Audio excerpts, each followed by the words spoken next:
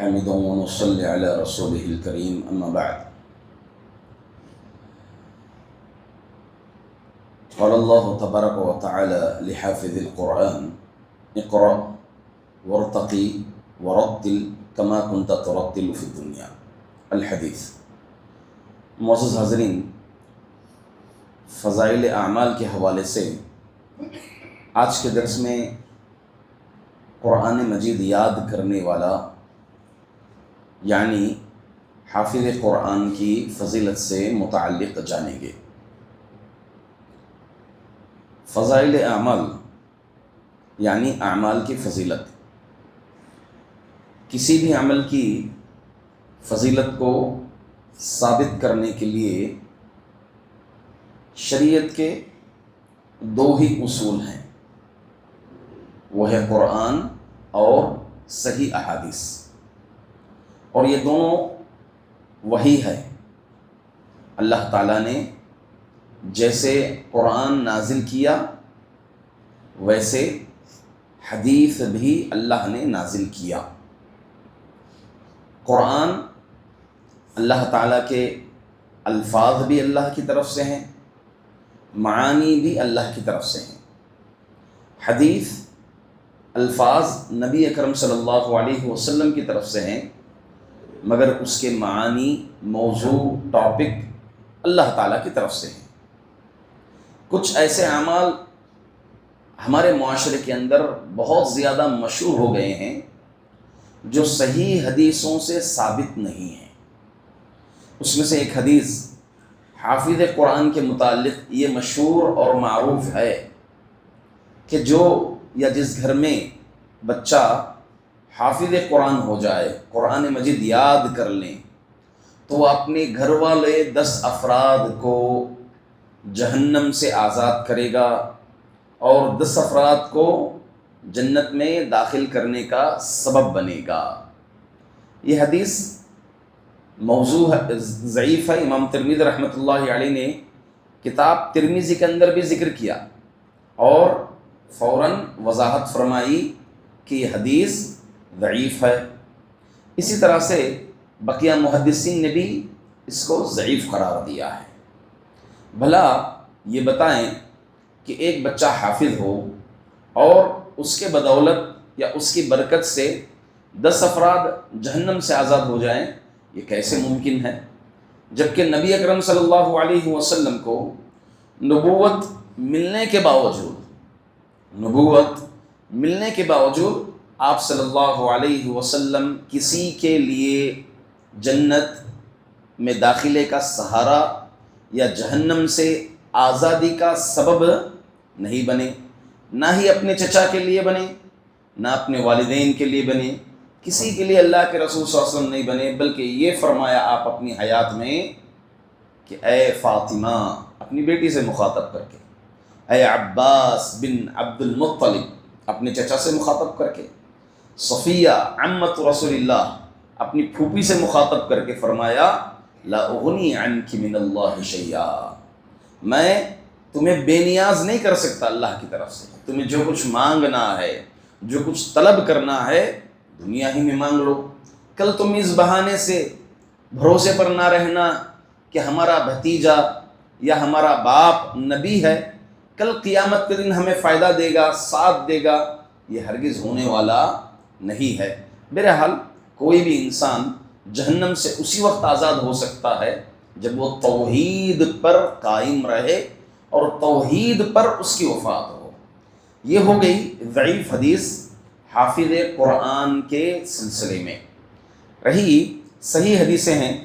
حافظ قرآن یعنی قرآن مجید پڑھنے والا، یاد کرنے والا، بکثرت یاد کرنے والا. ایک تو دنیا میں فضیلت ہے، دوسرا عالم برزخ میں فضیلت ہے، اور تیسرا کل قیامت کے دن اس کے لیے فضیلت ہے. دنیا میں کیا فضیلت ہے؟ دنیا میں 2 طرح سے فضیلت ہے. پہلی فضیلت اللہ کے رسول صلی اللہ علیہ وسلم نے فرمایا کان یؤمہم اقرأہم لکتاب اللہ، امامت تم میں وہی شخص کرے گا جس کو قرآن مجید زیادہ یاد ہے، قرآن جس کو زیادہ یاد ہے وہی امامت کا اہل ہے۔ کوئی بھی عمر میں بڑا ہونے کی وجہ سے یا پھر مرتبے میں بڑا ہونے کی وجہ سے یا بڑا شرف ہونے کی وجہ سے یا مال میں بڑا ہونے کی وجہ سے امامت کا اہل نہیں ہو سکتا، گرچہ وہ غریب ہے، گرچہ وہ مسکین ہے، مگر اس کو قرآن مجید زیادہ یاد ہے تو امامت کا وہی اہل ہو سکتا ہے۔ اور یقیناً بالمقابل صرف نماز پڑھنے والوں کے نماز پڑھانے والے کی فضیلت زیادہ ہے اور اس کا مقام زیادہ ہے، اس کا مرتبہ اونچا ہے۔ تو یہ ہو گئی ایک فضیلت دنیا کی دوسری فضیلت یہ ہے کہ امیر جو مقرر ہوگا وہ ہوگا جس کو قرآن مجید یاد ہو اور قرآن مجید کو سمجھنے والا ہو، قرآن میں غور و تدبر کرنے والا ہو۔ چنانچہ نافع بن حارث رحمۃ اللہ علیہ، عمر بن خطاب رضی اللہ عنہ نے انہیں امیر مقرر کیا تھا، والی مقرر کیا تھا۔ چنانچہ مکۃ المکرمہ میں عمر بن خطاب رضی اللہ عنہ سے ملاقات کرتے ہیں۔ عمر بن خطاب نے ان کی پکڑ کی، کہا میں تمہیں وہاں کا والی مقرر کروایا ہوں، امیر مقرر کیا ہوں، اور تم یہاں ہو۔ لوگوں کا مسئلہ کون حل کرے گا جب امیر ہمارے پاس آ گیا ہے؟ تو کہا میں نے اپنا نائب ابن ابزا کو بنایا ہوں۔ کہا ابن ابزا، وہ غلام، آزاد کردہ غلام۔ پھر انہوں نے کہا نافع بن حارث نے کہا وہ آزاد کردہ غلام ایک طرف، وہ ہے جس کو قرآن مجید زیادہ یاد ہے اور میراث کا علم، وراثت کا علم اس کو زیادہ یاد ہے۔ جیسے ہی یہ جملہ کہا تو عمر بن خطاب رضی اللہ عنہ نے کہا قرآن مجید یہ وہ کتاب ہے جس کے ذریعے اللہ تعالیٰ قوموں کو عزت بخشتا ہے اور اسی کے ذریعے اللہ تعالیٰ ذلیل بھی کرتا ہے۔ قوم کو عزت کب بخشتا ہے؟ جب قرآن مجید پڑھے، قرآن مجید کے جو 5 حق ہیں اس پر ایمان لائیں، اس کو پڑھیں، غور و فکر کریں، عمل کریں اور اس کی تعلیمات کو عام کریں۔ یہ 5 حقوق اگر قرآن مجید کی ادا کریں یہ امت، تو اللہ تعالیٰ اس امت کو عزت دے گا، شرف دے گا، مقام دے گا۔ اور اگر ان حقوق کو چھوڑ دیں یا ان حقوق میں سے کسی حق میں کوتاہی کر لیں مجموعی اعتبار سے، تو اللہ تعالیٰ اسی قرآن کے ذریعے سے قوم کو ذلیل کرے گا۔ یہ ہو گئی دنیا میں فضیلت۔ عالم برزخ میں بھی فضیلت ہے۔ اللہ کے رسول صلی اللہ علیہ وسلم جب قتلاء احد یعنی شہداء احد کے جنگ میں 70 قریب یا اس کے پار صحابہ کرام شہید ہو گئے تھے، شہید جب ہو گئے تو ظاہر سی بات ہے کفن کی کمی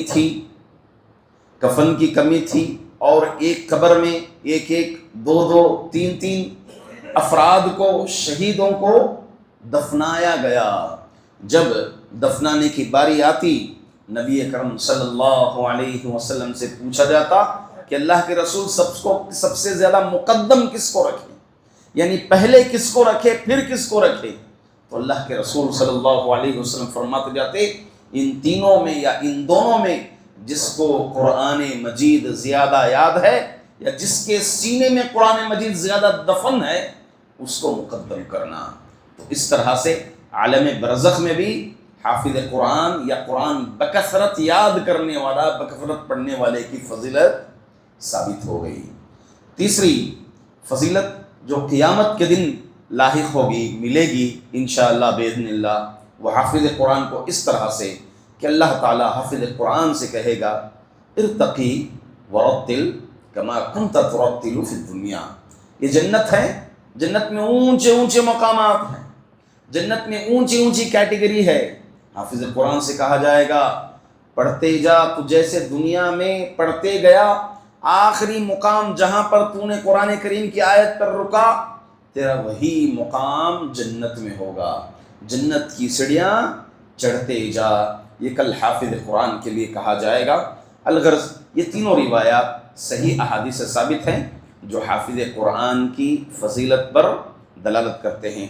اللہ تعالیٰ سے دعا ہے کہ اللہ رب العزت ہم تماموں کو قرآن کریم بکثرت پڑھنے والا اور قرآن مجید یاد کرنے والا بنائے اور اس پر عمل کرنے والا بنائے۔